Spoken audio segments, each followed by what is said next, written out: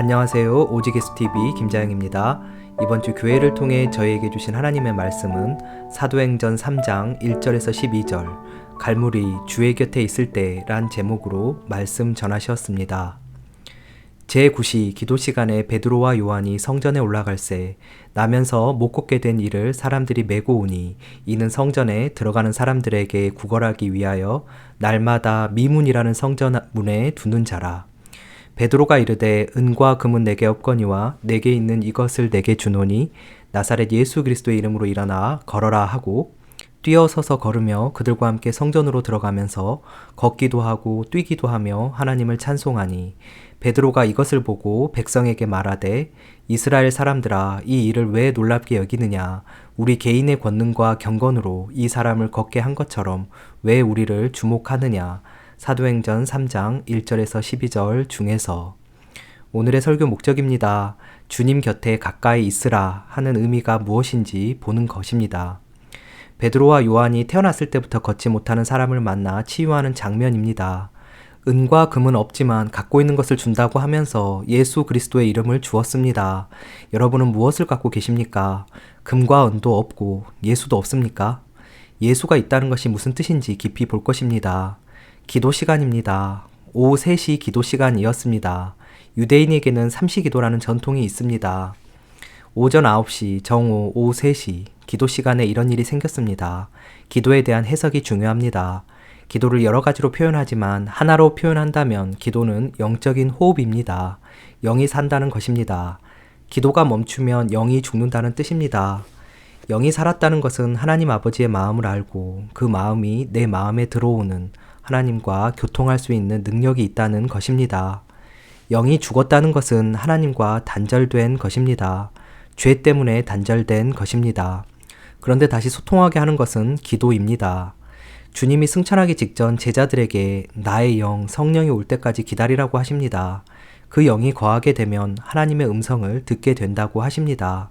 그래서 기다리며 한마음으로 기도하라고 하십니다. 그리고 오순절 성령을 받습니다. 오순절 성령을 받고 난 뒤 가장 먼저 일어난 기적이 오늘 말씀의 기적입니다. 유대인들의 전통을 따라 사도들은 예전에도 삼시 기도를 했습니다. 전에는 기도하면서도 이 땅에서 돋보이는 것을 찾고자 했습니다. 그러나 지금 베드로와 요한이 하던 기도는 달랐습니다. 존재적으로 기도가 바뀐 것입니다. 우리도 하나님을 더 만나고 싶어하고 더 가까이 가고 싶어 합니다. 그런데도 또 세상에 빠지고 죄에 넘어집니다. 죄와 벗하고 세상과 뒤엉켜 삽니다. 왜 그럴까요? 예수 믿고 발견한 가장 큰 은혜는 바로 내가 죄인이라는 것을 실제 경험하는 것입니다. 내가 죄인인 것을 알게 되면 해방될 수 있습니다. 자유를 알게 됩니다. 내가 어떻게 해볼 수 없는 죄의 공장, 죄의 나무이구나. 그것을 깨달았을 때 나는 할 수 없구나. 거듭 넘어지구나. 다시 죄를 지을 수밖에 없는 죄인이구나. 죄가 곧 나입니다. 죄인, 죄를 지어서 죄인이 아니라 내가 곧 죄인, 죄인이기 때문에 죄를 짓는 그런 존재라는 것을 실제로 알게 됩니다. 그런 희망이 없는 존재에게 주님이신 그리스도가 오셨고 연합할 수 있는 복음을 주셨습니다. 그 복음을 유지할 수 있게 만드는 것이 기도입니다. 기도의 역할이 간구, 교제, 사귐도 있지만 기도는 무엇보다 주님과 연합하여 죽은 십자가를 노래하는 것이 본질입니다. 영적 호흡이기 때문입니다. 죄인인 나는 죽을 수밖에 없다는 것이 실제이기 때문입니다. 아담과 하와는 인류 가운데 가장 억울한 존재입니다. 사기 맞아서 에덴을 잃어버렸습니다. 맺힌 것이 있었습니다. 우리가 돈을 잃어버리고 사업 망했다. 그런 수준이 아닙니다. 그 아담과 하와가 자녀를 낳았습니다. 무슨 이야기를 했겠습니까? 제대로 하나님 바라봐. 삶의 양식이 바뀌어야 해. 너희들이 판단하면 큰일 나. 주님께서 판단하시도록 마음에 항상 아버지 하나님 계시는 것 확인해야 해. 피 맺힌 절규로 이야기했을 것입니다. 그런데 그런 환경에서도 살인자가 나옵니다. 가인이 아벨을 쳐서 죽입니다. 희망 없습니다. 이것이 인간 이해입니다. 광야에서 애굽을 경험하지 못한 광야 세대, 하나님의 사랑을 먹고 하나님으로부터 교육받아도 가나안 들어가서 간음하고 하나님을 등지는 것이 인간입니다. 그래서 주님께서 가나안에 들어가기 전 백성들에게 말씀하십니다. 십자가를 노래하라고. 너희들 존재 자체는 오염되게 되어 있으니 노래하라고. 너희들의 생기가 있는 모든 곳에 십자가가 있도록 노래하라고. 기도가 없으면 불가능한 것입니다. 존재 자체가 바뀐 베드로와 요한이 걷지 못한 인생을 주목합니다. 은과 금은 없지만 주님의 이름을 줍니다. 여러분은 무엇을 갖고 세상을 살아야 하고 무엇 있어야 세상 살만하다고 생각하십니까? 사도들은 은과 금은 없어. 내가 가진 것은 예수 그리스도야. 그것을 줄게. 그때 하나님의 일이 일어났습니다. 돈 없고 예수 있다는 이야기 잘 생각해 봐야 합니다. 우리는 금과 은은 없어도 속마음에는 금과 은에 대한 갈망이 있습니다.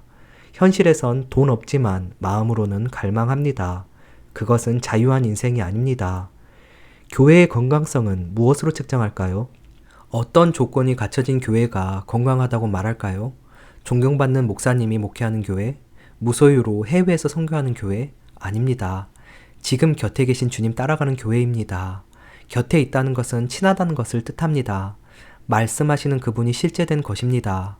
관로, 경험을 따라가는 것이 아니라 곁에 계신 주님을 따라가는 것이 건강한 것입니다. 아무리 교육하고 피 맺힌 절규를 해도 안 되는 것이 인간입니다. 오직 주님만 바라보고 주님의 공급하심으로 사는 것을 훈련받아도 넘어지는 것이 인생입니다. 그래서 주님과 가까이 있어야 합니다. 그것은 기도로 됩니다. 예수 그리스도의 이름이면 돼. 이것이 실제 안 된 상태에서 신앙생활 하니까 힘든 것입니다. 그리스도 이름의 실체를 모르는 것입니다. 주님과 함께 죽고 사는 것이 무엇인지 깨달아지기를 축복합니다. 세상은 능력 있는 사람을 씁니다. 필요한 사람을 가져다 씁니다. 조직은 효율성을 위해 사람을 쓰고 교육도 합니다. 그래서 스펙을 쌓습니다. 세상의 방식입니다. 그런데 주님은 곁에 있는 사람을 씁니다. 측근인 친한 사람을 씁니다. 주님과 연합한 사람이 가까운 사람입니다.